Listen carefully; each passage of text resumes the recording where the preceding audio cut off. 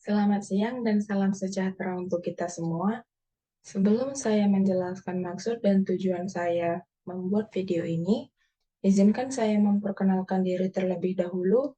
Perkenalkan, nama saya Ica Yunarti Haloho dengan NIM F1E1222216.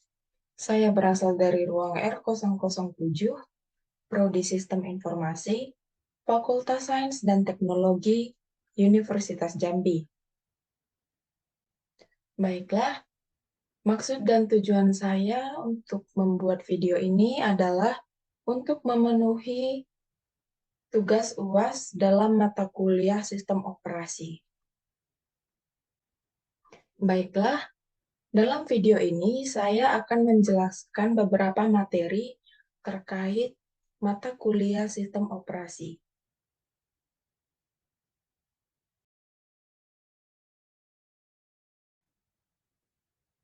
Baiklah, pada bagian yang pertama, saya akan menjelaskan apa itu sistem operasi. Sistem komputer dianggap sebagai kombinasi dari banyak komponen seperti perangkat keras, sistem operasi, program aplikasi, dan juga pengguna. Perangkat keras berarti bagian fisik dari sistem komputer. Ini terdiri dari perangkat input dan output, unit pemrosesan pusat atau CPU, perangkat memori, dan lain-lain. Sistem operasi adalah kumpulan perangkat lunak yang mengelola sumber daya perangkat keras komputer dan menyediakan layanan umum untuk program komputer. Sistem operasi merupakan salah satu komponen utama dalam sebuah sistem komputer.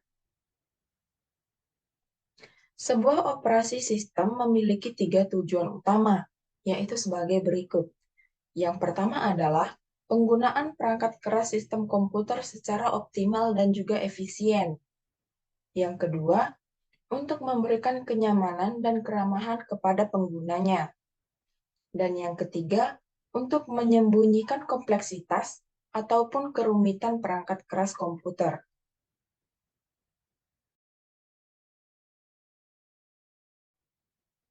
Baiklah, selanjutnya saya akan menjelaskan mengenai manajemen proses. Yang dimaksud manajemen proses di sini adalah suatu cara atau tindakan dalam membagi, mengalokasikan program yang akan dieksekusi menjadi tidak berantakan dan berjalan dengan baik sebagaimana mestinya. Dalam manajemen proses, untuk menjalankan seluruh program, alih-alih memuat seluruh program di memori utama, CPU mengambil dan mengeksekusi satu instruksi proses demi proses. Dalam optimal adalah setiap kali CPU mengambil data atau instruksi, itu selalu dari ingatan utama ataupun memori utama. Tugas. Tugas-tugasnya ialah 1. Pembuatan, pemuatan, eksekusi, penangguhan, melanjutkan, dan penghentian proses.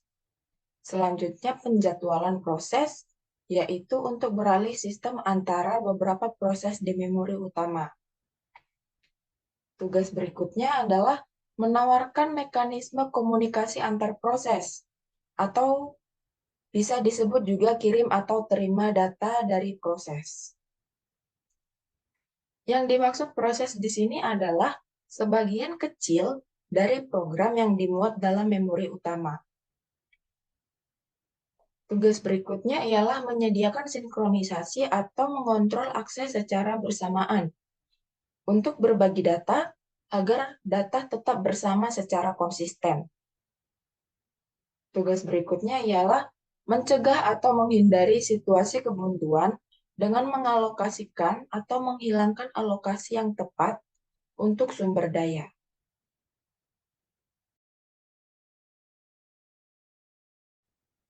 Baiklah, selanjutnya saya akan menjelaskan mengenai penjadwalan CPU.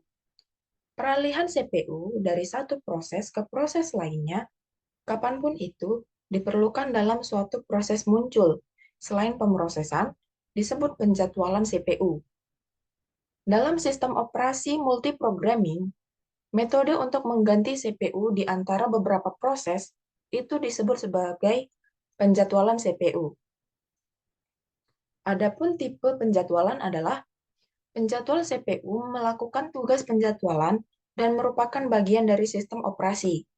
Mungkin ada dua jenis algoritma penjadwalan, yaitu preemptive dan non-preemptive.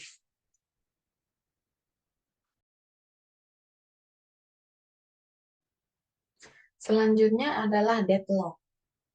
Deadlock adalah situasi ketika dua atau lebih proses diblokir dan tidak dapat dilanjutkan lebih lanjut dengan pemrosesan mereka karena saling ketergantungan sumber daya. Hal tersebut disebut dengan deadlock.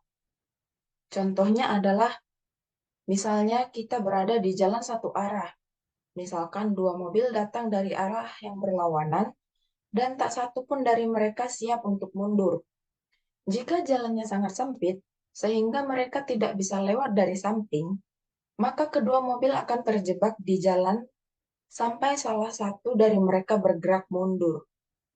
Situasi ini disebut juga sebagai deadlock atau kebuntuan. Adapun metode menangani deadlock diantaranya adalah saat terjadinya kebuntuan atau deadlock dalam suatu sistem bukanlah situasi yang menguntungkan. Ada berbagai cara untuk menangani kebuntuan. Sistem operasi yang berbeda mengikuti yang berbeda metode untuk mengatasi masalah kebuntuan. Akan tetapi, metode utamanya adalah sebagai berikut. Yang pertama adalah pencegahan deadlock, yang kedua adalah penghindaran deadlock, dan yang ketiga adalah deadlock deteksi.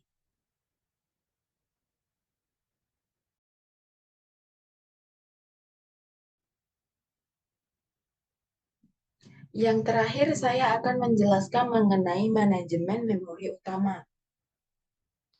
Memori adalah pusat dari operasi pada sistem komputer modern, berfungsi sebagai tempat penyimpanan informasi yang harus diatur dan dijaga sebaik-baiknya. Memori adalah array besar dari word ataupun byte yang disebut alamat. CPU mengambil instruksi dari memori berdasarkan nilai dari program counter.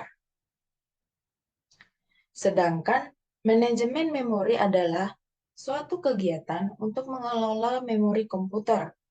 Proses ini menyediakan cara mengalokasikan memori untuk proses atau permintaan mereka, membebaskan untuk digunakan kembali ketika tidak lagi diperlukan, serta menjaga alokasi ruang memori bagi proses. Pengelolaan memori utama sangat penting untuk sistem komputer. Penting untuk memproses dan fasilitas masukan atau keluaran secara efisien, sehingga memori dapat menampung sebanyak mungkin proses dan sebagai upaya agar pemrogram atau proses tidak dibatasi kapasitas memori fisik di sistem komputer.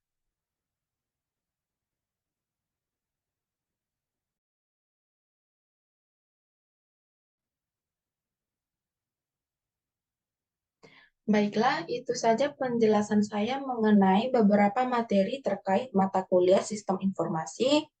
Saya ucapkan terima kasih, selamat siang, dan salam sejahtera untuk kita semua.